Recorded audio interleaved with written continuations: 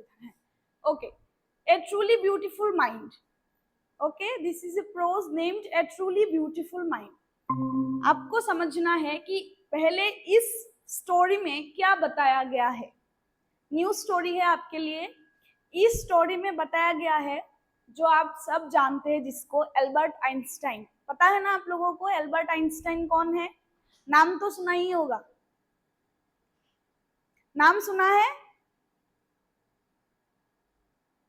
Okay, सो Albert Einstein जो थे scientist है, बहुत ज्यादा जीनियस एक पर्सनालिटी है. ठीक है, उनका लाइफ, उनका जो वर्क्स, ठीक है, उनका लाइफ कैसा था, जन्म लेने से एकदम लास्ट तक उनका लाइफ कैसा था, कैसे वो इतना सारा कुछ अचीव किया, वो सब कुछ इस प्रोज में है. Okay, very very important prose for all of you. इसे पढ़ने के बाद आपको एल्बर्ट आइंस्टाइन के बारे में सब कुछ पता चल जाएगा कि एल्बर्ट आइंस्टाइन का लाइफ कैसे स्टार्ट हुआ एंड लास्ट तक क्या हुआ था. ठीक है, ओके, देखो इधर से स्टार्ट होता है. ठीक है, Albert Einstein was born on 14th March. याद रखना है आपको. Albert Einstein was born on 14th March 1879. ठीक है, मतलब एल्बर्ट आइंस्टाइन का जन्म कब था? 14 मार्च को जन्म लिया था उन्होंने 1879 में in the German city of Ulm. ठीक है, एक जर्मन सिटी है जिसका नाम है आल्म. ठीक है, सो जर्मन सिटी में आल्म जो होता है उसमें 14 मार्च 1879 को एल्बर्ट आइंस्टाइन का जन्म हुआ था.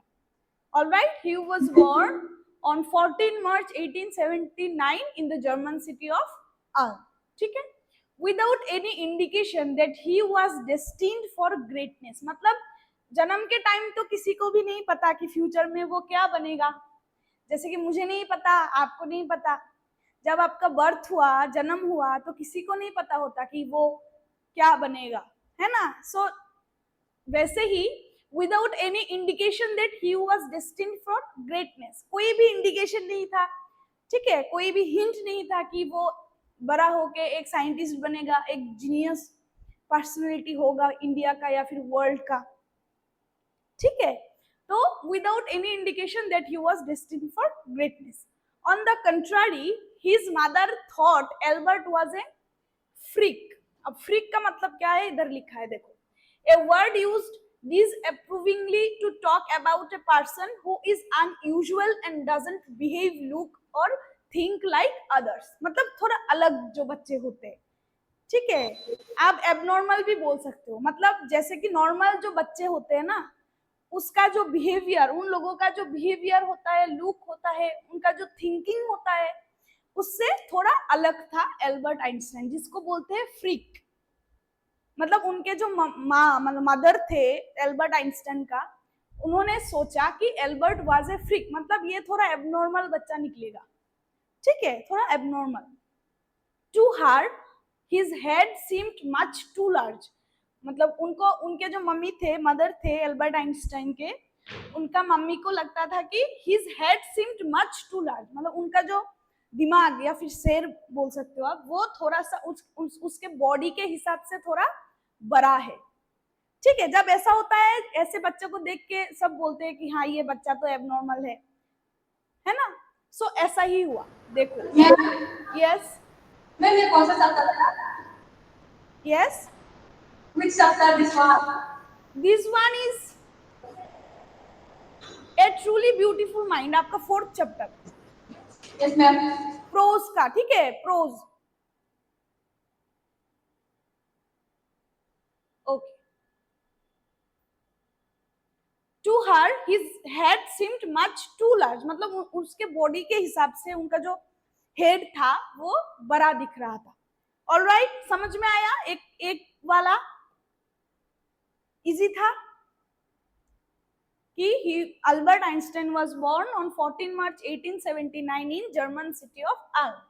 ठीक है, and his mother thought that Albert was a freak. मतलब उनका जो he was not able to cooperate with other childrens. उनका जो थिंकिंग, उनका जो मतलब बिहेवियर, उनका जो लुक वो अलग अलग है और भी बच्चों से, और भी नॉर्मल बच्चों से। मतलब वो थोड़ा एबनॉर्मल निकलेगा, ये सोच रहा था उसके मदर, मतलब एल्बर्ट आइंस्टाइन के mother. To her his head seemed much too large. उनके मम्मी को लगता था कि उसका जो हेड है, दिमाग है, वो ज्यादा बड़ा है। ठीक है, फिर देखो क्या होता है। एट द एज ऑफ 2.5, मतलब जब उनका 2.5 साल हो गया, मतलब 2.5 साल जो होते हैं हम, हो गया, Einstein still was not talking. वो तभी भी मतलब बात नहीं करता था। ठीक है, ऐसे नॉर्मल बच्चों का क्या होता है, जैसे कि 1 साल हो जाए तो कुछ तो बोलता है, मुंह से कुछ भी निकलता है ना, माँ बोलता है, पापा बोलता है, मम्मी बोलते हैं, कुछ बोलते हैं। बट एल्बर्ट आइंस्टाइन जो था वो, उनका 2.5 साल हो गया, हाफ 2.5 एज हो गया, बट स्टिल वाजंट टॉकिंग, वो बात नहीं कर सकता था।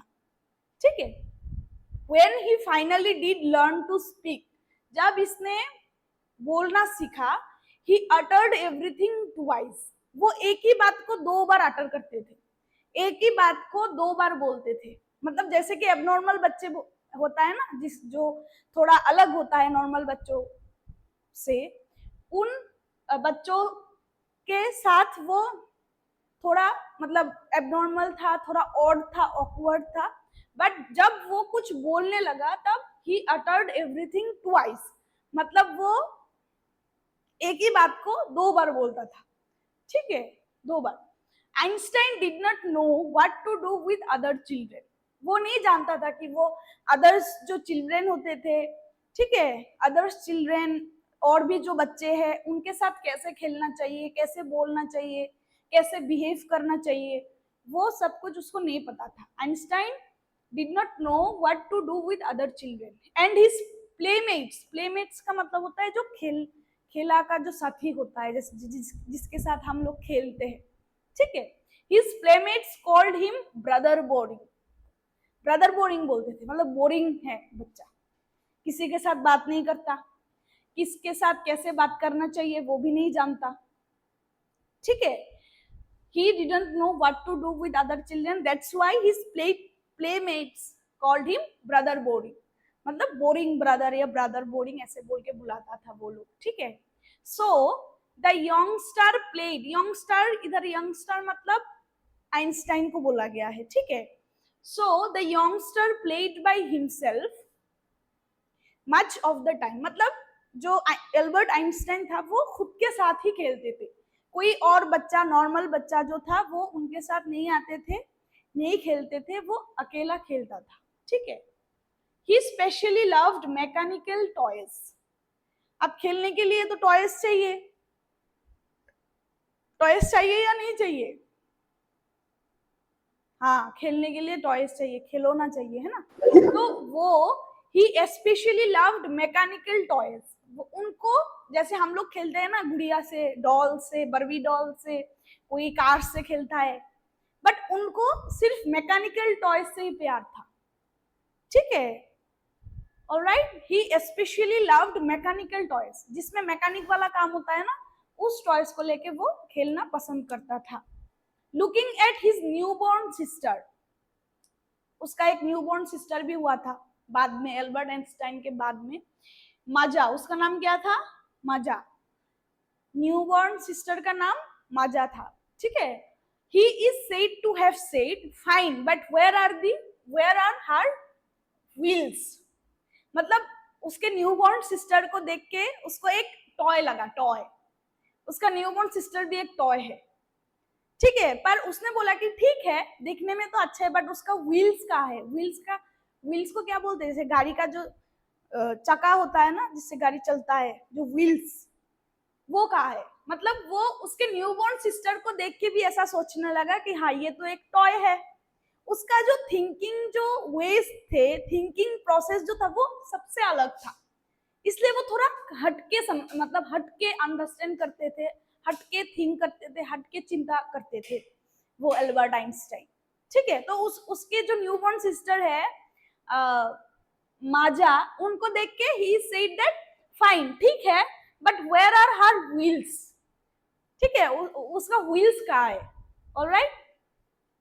फिर देखो, a headmaster once told his father that what Einstein choose as a profession wouldn't matter। अब एक हेडमास्टर, वो तो स्कूल में पढ़ रहा होगा बाद में, है ना, आइंस्टाइन, तब हेडमास्टर ने उसके फादर को, मतलब एल्बर्ट आइंस्टाइन के फादर को क्या बोला, एल्बर्ट आइंस्टाइन के फादर को क्या बोला कि what Einstein chose as a profession wouldn't matter.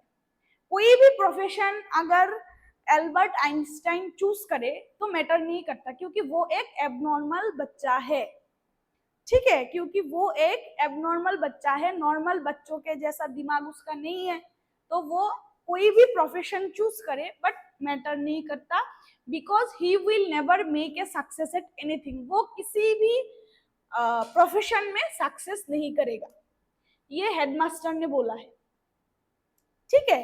समझ लो कि headmaster once told his father that whatever profession Einstein choose, whatever profession Einstein choose for his future, that's not matter, that's wouldn't matter, because he will never make a success in anything।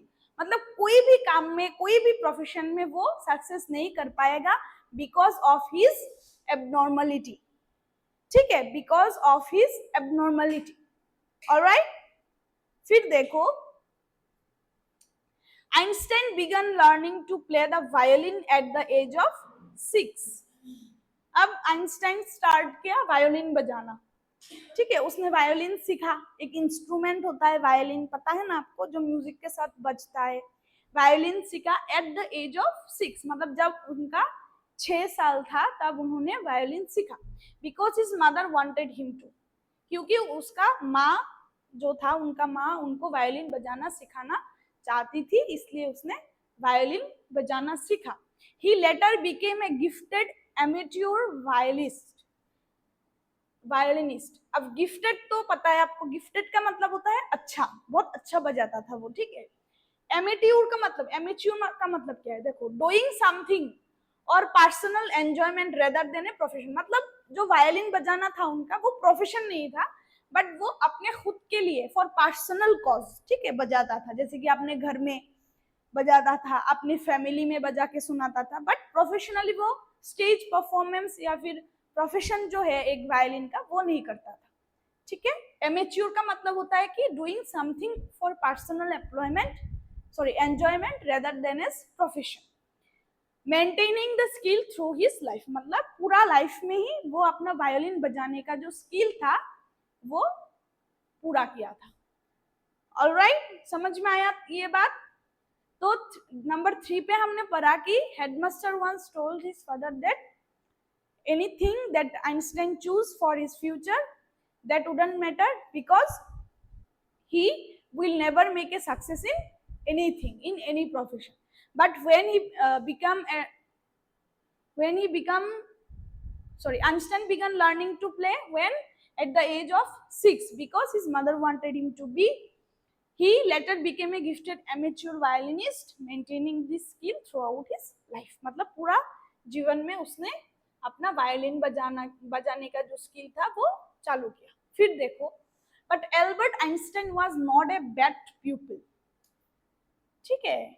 प्यूपिल का मतलब क्या होता है, लोग मान लो या फिर बच्चा, जो भी कहो आप, कि एल्बर्ट एक अच्छा बच्चा था, वो बुरा नहीं था, ठीक है। he was not bad pupil। he went to high school in Munich। German में मुनिच एक जगह है, उसमें एक हाई स्कूल है जिसमें एल्बर्ट आइंस्टाइन ने पढ़ाई किया है, ठीक है। where Einstein's family had moved when he was 15 months old। जब एल्बर्ट आइंस्टाइन का 15 मंथ्स हो गया था तब उन्होंने मुनिच में मूव किया है, मतलब मुनिच में गया था, एंड उसको मुनिच के एक स्कूल में भेज दिया, and scored good marks in almost every subject. सब सब्जेक्ट में उसने अच्छे मार्क्स ही लाते थे, ठीक है। Scored good marks in almost every subject. Einstein hated the school's regimentation. अब देखो, आइंस्टाइन क्या क्या हेट करते थे, मतलब उनको अच्छा नहीं लगता था, पसंद नहीं करते थे, वो देखो। Einstein hated the school's regimentation. अब रेजिमेंटेशन क्या है? What is regimentation? ऑर्डर और discipline taken to an extreme, मतलब बहुत ज्यादा डिसिप्लिन होता है ना स्कूल में, पहले के स्कूल में होता था बहुत ज्यादा डिसिप्लिन, बहुत ज्यादा ऑर्डर मानने पड़ते थे। बट ये सब ना, डिसिप्लिन में रहना, किसी के कंट्रोल में रहना, ये सब एल्बर्ट आइंस्टाइन को पसंद नहीं था। वो एक फ्री आदमी था, वो सब कुछ अपने मन से फ्रीली करना चाहता था। ठीक है, सो उसका जो स्कूल का जो रेजिमेंटेशन है, स्कूल का डिसिप्लिन, हार्ड ऑर्डर, ठीक है, वो सब कुछ मानने में उसको दिक्कत हो रहे थे। And often clashed with his teacher, और टीचर के साथ भी बहुत ज्यादा क्लैश हो गया था। टीचर डिसिप्लिन ना मानने के लिए या फिर ऑर्डर ना मानने के लिए टीचर के साथ भी थोड़ा बहुत झगड़ा, क्लैशेस होता था। एट द एज ऑफ 15, अब 15 साल में, मतलब जब उनका 15 साल हो गया, Einstein felt so stifled there that he left the school for good. उसने स्कूल ही छोड़ दिया। उनके डिसिप्लिन, स्कूल्स का जो डिसिप्लिन था, फिर जो ऑर्डर था, इन सब के बीच में उसने इतना स्टिफल्ड किया। अब स्टिफल्ड का मतलब क्या है देखो, अनेबल टू ब्रेथ, सफोकेटेड, मतलब घुटन सी हो रही थी। ठीक है, उनको घुटन सी हो रहा था कि हाँ, मुझे अब स्कूल में नहीं रहना, मुझे डिसिप्लिन फॉलो नहीं करना, मुझे ऑर्डर फॉलो नहीं करना, मुझे अब छुट्टी चाहिए स्कूल से। तो उसने क्या किया? At the age of 15 Einstein felt to stifled that he left the school for good, मतलब अच्छे के लिए, गुड लिखा है देखो, अच्छे के लिए उसने अपना स्कूल छोड़ दिया। ठीक है, लेकिन आप लोग मत छोड़ना। उनका तो दिमाग बहुत अच्छा था ना, इसलिए स्कूल छोड़ के भी बहुत बड़ा साइंटिस्ट बन गया, लेकिन हम लोग इतना दिमाग वाला नहीं है। ऑलराइट, फिर देखो क्या होता है। द प्रीवियस ईयर, मतलब जब 15 साल में आइंस्टाइन ने स्कूल छोड़ दिया था ना, उसके पहले का जो साल था, मतलब 15 का पहले का साल 14 होता है। ठीक है, so the previous year Albert's parents had moved to Milan and left their son with relatives. फिर एल्बर्ट का जो, आइंस्टाइन का जो पेरेंट्स था, मम्मी पापा, उन लोगों ने मिलान में मूव किया, मतलब मुनिच से मिलान में मूव किया। बट आइंस्टाइन को रिलेटिव के साथ ही रहने को बोला कि हाँ, तुम रुको रिलेटिव के साथ, हम लोग मिलान में मूव कर रहे हैं। ठीक है, आफ्टर प्रोलॉन्ग्ड डिस्कशन, मतलब बहुत ज्यादा डिस्कशन के बाद, Einstein got his wish to continue his education in German speaking Switzerland. फिर उसने तो स्कूल छोड़ दिया था, है ना। सो उसने क्या किया, बहुत ज्यादा डिस्कशन के बाद, अपने मम्मी पापा के साथ डिस्कशन के बाद, उन्होंने क्या किया, उनके इच्छा से, मतलब उनके विश था कि वो स्विट्जरलैंड में पढ़ाई करेंगे। ठीक है, तो उन्होंने जर्मन स्पीकिंग स्विट्जरलैंड, एक जगह है जिसमें जर्मन बोला जाता है, क्योंकि वो तो जर्मन से है तो उनको लैंग्वेज भी आना चाहिए। तो स्विट्जरलैंड की एक जगह जिसमें जर्मन स्पीक होता है, जर्मन बोला जाता है, उन जगह में उसने मूव किया for German speaking Switzerland in a city which was more liberal than Munich. मतलब मुनिच का जो स्कूल है ना, उससे बहुत ज्यादा लिबरल है। लिबरल का मतलब क्या है, वो जो हमने देखा था ना, लाइक क्या देखा था अभी, रेजिमेंटेशन का उल्टा है। रेजिमेंटेशन क्या था, ऑर्डर था, डिसिप्लिन था। बट लिबरल में ऑर्डर भी नहीं है, डिसिप्लिन भी नहीं है, आप अपने फ्रीली आप अपने काम कर सकते हो, अपना पढ़ाई पढ़ सकते हो। जैसे कि लिबरल का मीनिंग इधर लिखा है देखो, willing to understand and respect others opinion. हर लोगों का, हर स्टूडेंट का ओपिनियन समझ के उन लोगों को पढ़ाई करने के लिए दिया जाता है, मतलब कोई भी रोक टोक नहीं है, आप फ्री हो। ठीक है, ऐसा बोला जाता है। ऑलराइट, सो हमने क्या देखा इसमें कि द प्रीवियस ईयर, मतलब जब उनका 14 साल था, तब Albert parents had moved to Milan and left their son with relatives. After prolonged discussion, बहुत ज्यादा डिस्कशन हो गया कि मैं इधर नहीं पढ़ाई करूंगी, मुझे स्कूल छोड़ना है, इधर बहुत सारा रेजिमेंटेशन है। ठीक है, Einstein got his wish to continue his education in German speaking Switzerland. फिर उसने स्विट्जरलैंड में पढ़ाई करेंगे, in a city which was more liberal than Munich. Alright, फिर देखो क्या हुआ। Einstein was highly gifted in mathematics and interested in physics, and after finishing school he decided to study at a university in Zurich.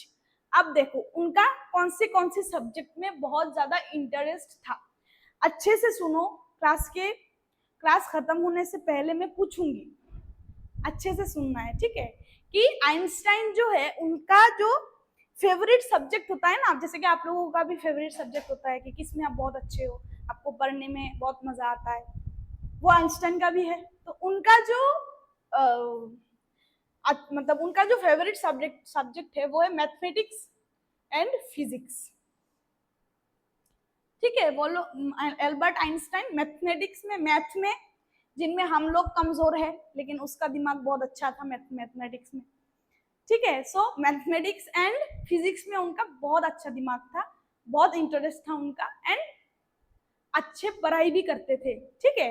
And after finishing school, जब उनका school finish हो गया, he decided to study at a university in Zurich. अब school खत्म हो गया, ठीक है, अब आना है यूनिवर्सिटी में। तो यूनिवर्सिटी कौन सा था? यूनिवर्सिटी था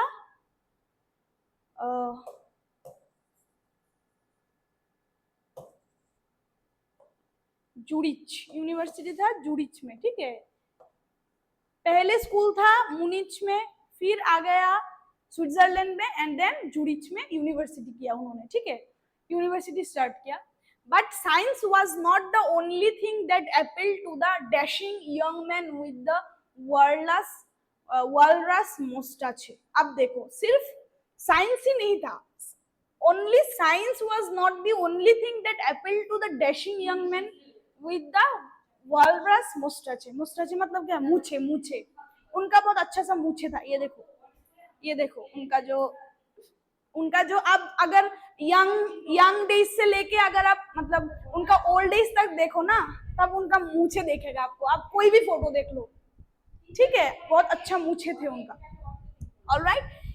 एंड डैशिंग यंग मैन मतलब बहुत ज्यादा सुंदर, डैशिंग वाला लुक था, बहुत हैंडसम था, ठीक है, डैशिंग हैंडसम यंग मैन था वो, ठीक है।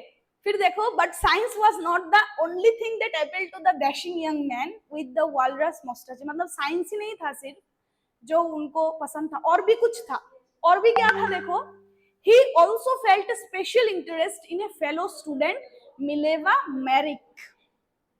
सिर्फ साइंस में इंटरेस्ट नहीं है, लड़की में भी इंटरेस्ट रखता था वो, ठीक है। वो देखो उसका नाम क्या था?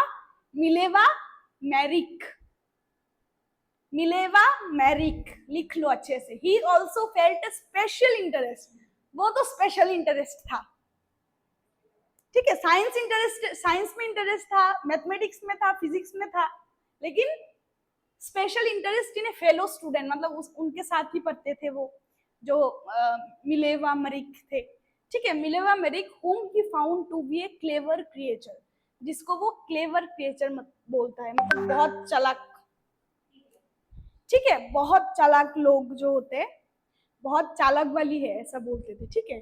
कि he also felt a special interest in fellow student Mileva Merrick, whom he found to be a clever creature. This young Serb, अब इसको सर्ब मतलब young Serb मतलब वो मिलेवा मैरिक है, ठीक है।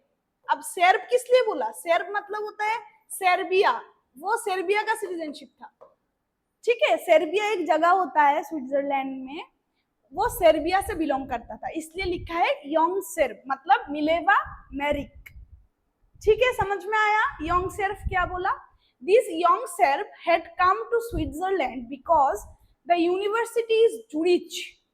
उसने भी स्विट्जरलैंड में आया मिलेवा मैरिक ने, because the university in Zurich was one of the few in Europe where women could get degrees. मतलब जूरिच ऐसा एक यूनिवर्सिटी था जो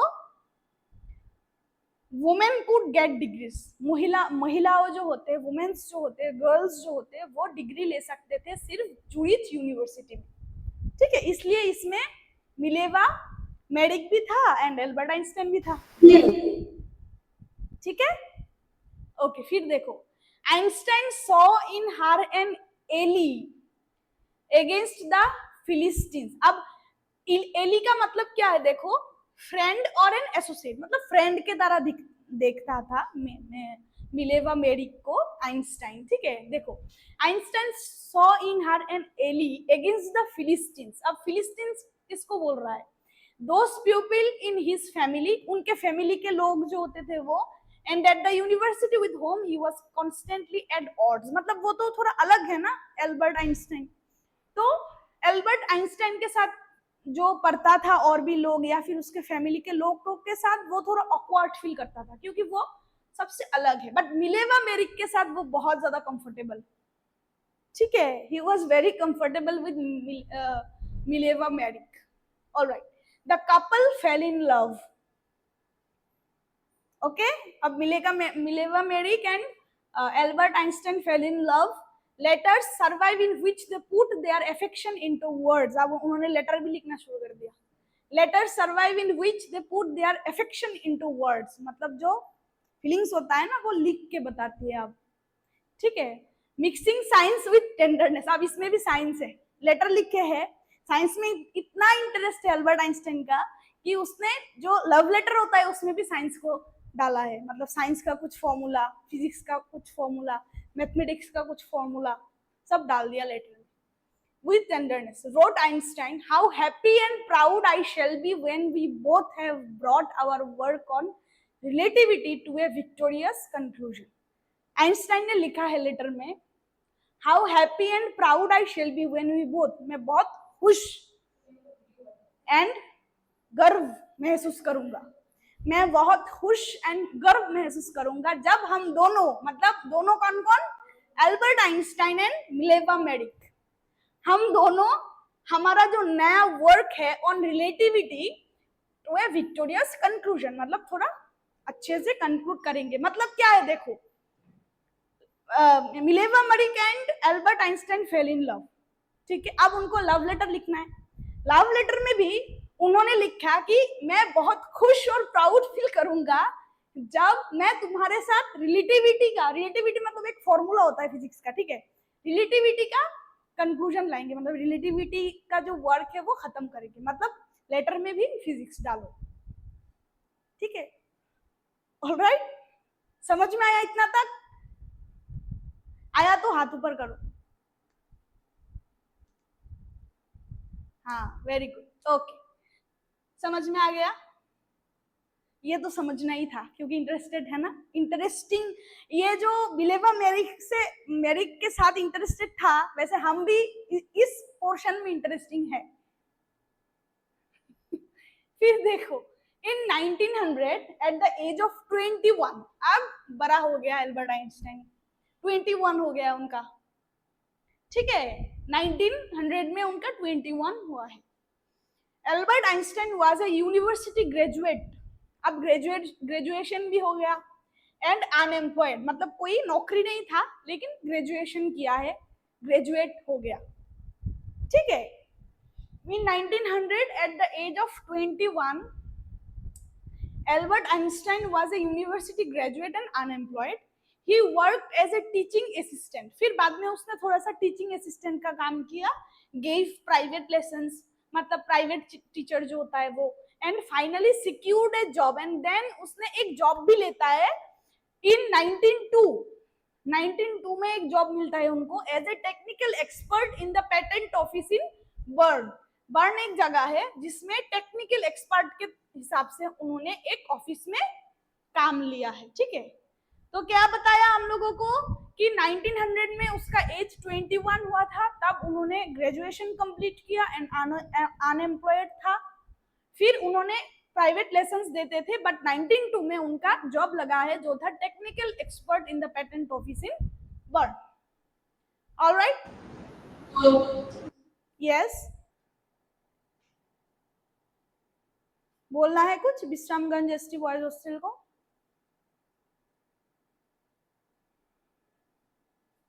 ओके, फिर देखो क्या होता है। While he was supposed to be assessing other pupils' inventions, इस जो टेक्निकल एक्सपर्ट के जॉब जो उनको मिला है, तो उनका काम क्या था? To assess others pupil invention, मतलब जो अदर्स प्यूपिल, जो और लोग जो थे उनका जो इन्वेंशन था, नया जो इन्वेंशन था, उनको एसेस करना। बट वो क्या करते थे, देखो, Einstein was actually developing his own ideas in secret. अब वो सीक्रेटली अपना ओन आइडियाज को इन्वेंट कर रहा था, उनका काम था दूसरे का इन्वेंशन को एसेस करना, बट वो सीक्रेटली अपना जो इन्वेंशन है, अपना जो ओन आइडियाज है ना उनके दिमाग में, जीनियस है ना वो, तो वो सीक्रेटली कर रहा था. He is said to have jokingly called his desk drawer at work the Bureau of Theoretical Physics. उसने ही अपने जो लाइक जो आपको अगर मतलब कोई कॉर्पोरेट जॉब मिलेगा ना, तो आपको एक डेस्क दिया जाएगा जिसमें आप बैठ के आप काम करोगे. उस ड्रॉयर को वो मजाकियों से, मतलब मजाक करते करते क्या बोलता है, ब्यूरो ऑफ थियोरेटिकल फिजिक्स. मतलब थियोरेटिकल फिजिक्स का एक ब्यूरो है मेरे पास, पूरा ड्रॉयर सिर्फ फिजिक्स के लिए ही है. ठीक है, ये इंपॉर्टेंट है कि उसने उसके डेस्क ड्रॉयर को मजाकिया से, मतलब जोकिंगली क्या बोलता था, क्या बोलता था, ब्यूरो ऑफ थियोरेटिकल फिजिक्स. ठीक है, ओके. फिर देखो, one of the famous papers of 1905 was Einstein's special theory of relativity, according to which time and distance are not absolute. अब थोड़ा सा टफ है ये वाला पोर्शन, ठीक है, अच्छे से समझना. थोड़ा सा टफ है क्योंकि इसमें फिजिक्स है थोड़ा. देखो, one of the famous paper 1905 में उसका एक फेमस पेपर जो था वो एस्टेब्लिश हुआ. ठीक है, was Einstein special theory of relativity. मतलब जो पेपर था उसका नाम था स्पेशल थ्योरी ऑफ रिलेटिविटी. ठीक है, according to which time and distance are not absolute. अब उसने बोला कि रिलेटिविटी के जो फॉर्मूला थे उसमें इसने बोला कि टाइम एंड डिस्टेंस जो होता है, समय एंड दूरत्व, मतलब distance and time are not absolute. अब एब्सोल्यूट का मतलब क्या है, देखो कि एब्सोल्यूट का मतलब होता है नॉट डिपेंडेंट, नॉट डिपेंडेंट, मतलब किसी के ऊपर डिपेंड नहीं करता. टाइम भी किसी के ऊपर डिपेंड नहीं करता एंड डिस्टेंस भी किसी के ऊपर डिपेंड नहीं करता. ये पहले जमाना का फॉर्मूला था. बट जब आइंस्टाइन ने शुरू किया तब उन्होंने बोला कि टाइम भी एब्सोल्यूट नहीं है, टाइम भी किसी के ऊपर डिपेंड करता है एंड डिस्टेंस भी किसी के ऊपर डिपेंड करता है. टाइम भी एक सिचुएशन के ऊपर डिपेंड करेगा, डिस्टेंस भी कोई सिचुएशन के ऊपर डिपेंड करेगा, वो एब्सोल्यूट नहीं है. Time is not absolute, distance is not absolute. ये उसका थ्योरी था. अब उसका जो एग्जांपल था वो बहुत अच्छा दिया उन्होंने, बताऊंगी मैं. देखो, फिर देखो, indeed two perfectly accurate clocks will continue to show the same time if they come together again after a journey if one of them has been moving very fast relative to other. अब clock के बारे में एक घड़ी को, ठीक है, clock जो होता है एक घड़ी को, अगर आप एक को पहले घुमा दो, ठीक है, फिर बाद में और एक को चलाओ, तो क्या होगा, दोनों अलग अलग होगा, है ना, दोनों अलग होगा. यही थ्योरी उन्होंने बताया कि टाइम इज नॉट एब्सोल्यूट, वो डिपेंड करता है किसी के ऊपर, वो कोई सिचुएशन के ऊपर डिपेंड करता है. डिस्टेंस भी डिपेंड करता है, ये एब्सोल्यूट नहीं है. ठीक है, अब कैसे डिपेंड करता है ये देखो. From this followed the world's most famous formula which describes the relationship between mass and energy. ये वाला फॉर्मूला उन्होंने क्या किया था, इन्वेंट किया. E equals to mc squared. E equals to mc squared. ठीक है, एनर्जी एंड मास वाला. E मतलब होता है एनर्जी, M मतलब होता है मास एंड C स्क्वायर. ये जब आप लोग फिजिक्स में पढ़ोगे आप लोगों को पता चल जाएगा. ठीक है, इस थ्योरी को उन्होंने चालू किया, E equals to mc square.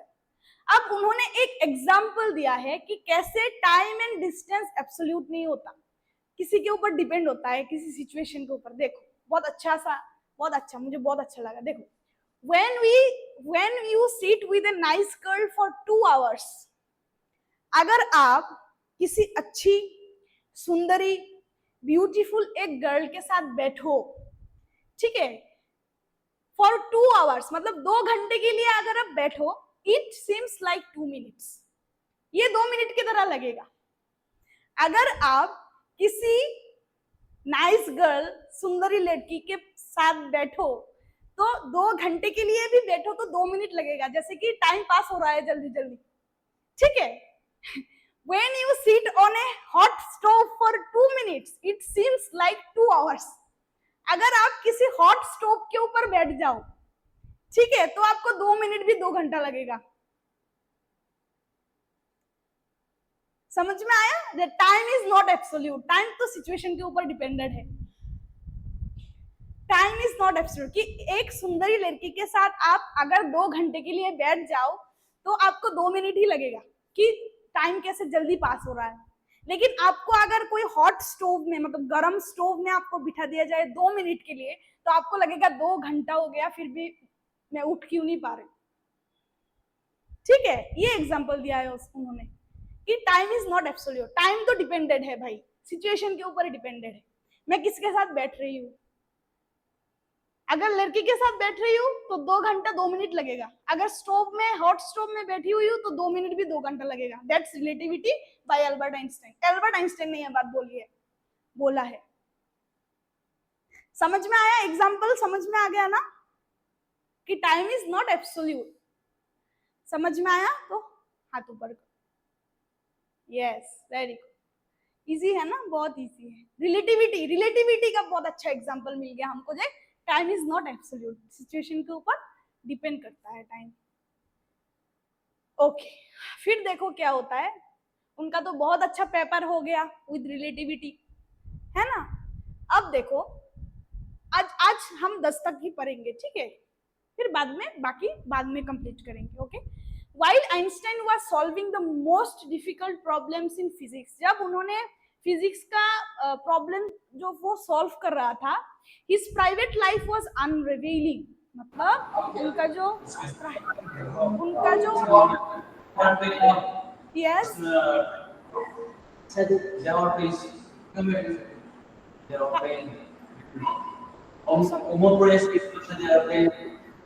क्या समझ में नहीं आया?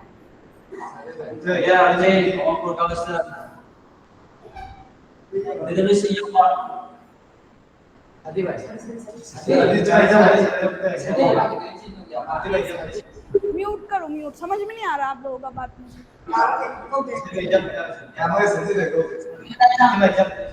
म्यूट कर दो, mute. Okay, his private life was unrevealing, मतलब प्राइवेट लाइफ जो था उनका वो खत्म होने वाला था। म्यूट करो कंचनपुर।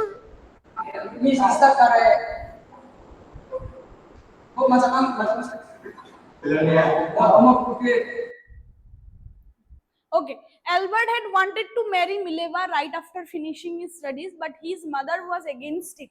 अब एल्बर्ट चाहते थे कि हाँ मुझे मिलेवा चाहिए, मिलेवा से शादी करना है, ठीक है, but his mother was against it, मतलब उनका जो मम्मी था वो अगेंस्ट था कि नहीं तुम शादी नहीं कर सकते, ठीक है। She thought Mileva who was 3 years older than her son, मतलब एल्बर्ट आइंस्टाइन से मिलेवा 3 साल का बड़ा था, ओल्डर देन एल्बर्ट आइंस्टाइन, ठीक है। was too old for him. She was also bothered by Mileva's intelligence. She is book like you. उन्होंने बोला कि वो तुम्हारी तरह ही है, जैसे कि तुम हो एक, मतलब बुक में पढ़े रहते हो, सारा टाइम पढ़ते रहते हो, वो भी ऐसे ही है।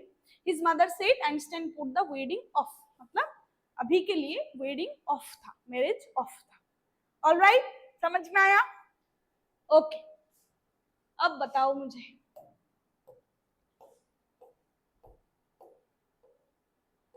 एल्बर्ट आइंस्टाइन का, हाँ, एल्बर्ट आइंस्टाइन का कौन सा सब्जेक्ट फेवरेट था, बताओ। What are the subjects? Yes, mathematics and science. Yes, very good. Okay okay. और उसने कौन सा इंस्ट्रूमेंट बजाना सीखा था एल्बर्ट आइंस्टाइन ने? यस, हाँ, म्यूजिक नहीं, इंस्ट्रूमेंट बोला मैंने। क्या? नहीं, हम हारमोनियम नहीं था, वो वायलिन था, वायलिन। क्या था? वायलिन। हाँ, वायलिन था, ठीक है। फिर बोलो, वायलिन बजाना सीखा, उनका फेवरेट सब्जेक्ट था मैथमेटिक्स एंड साइंस, उनका वो लवर का नाम बोलो। मिलेवा मेरे, ये तो सबको पता है, ये सबको पता है, मिलेवा मेरे। और उसने बताओ कि उसका जॉब कब मिला था एल्बर्ट आइंस्टाइन का? 92. 1902 में। और ग्रेजुएशन कब कंप्लीट हुआ? ग्रेजुएशन कब कंप्लीट हुआ?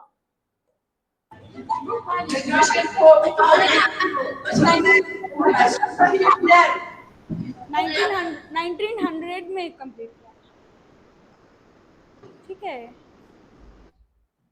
हाँ, और उसने अपना यूनिवर्सिटी कहाँ कंप्लीट किया वो एल्बर्ट आइंस्टाइन ने? यूनिवर्सिटी कौन सा यूनिवर्सिटी में कंप्लीट किया था? Ma'am Juliet. Zurich university. Very good. और बताओ उनका न्यूबॉर्न सिस्टर का नाम क्या था?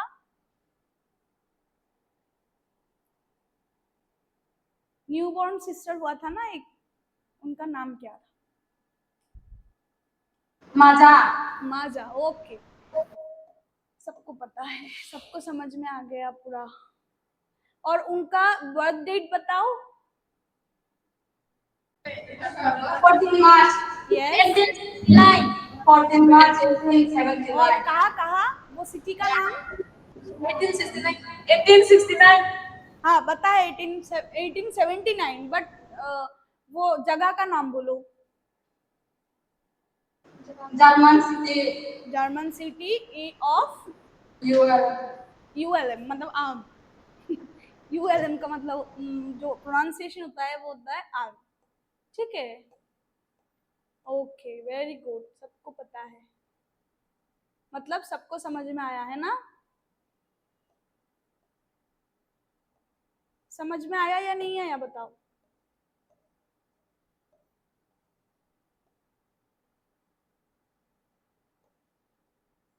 उसका फॉर्मूला क्या था? एल्बर्ट आइंस्टाइन का फॉर्मूला बता दो। equal to MC square. Equals to mc square. Okay, all right, that's all for today.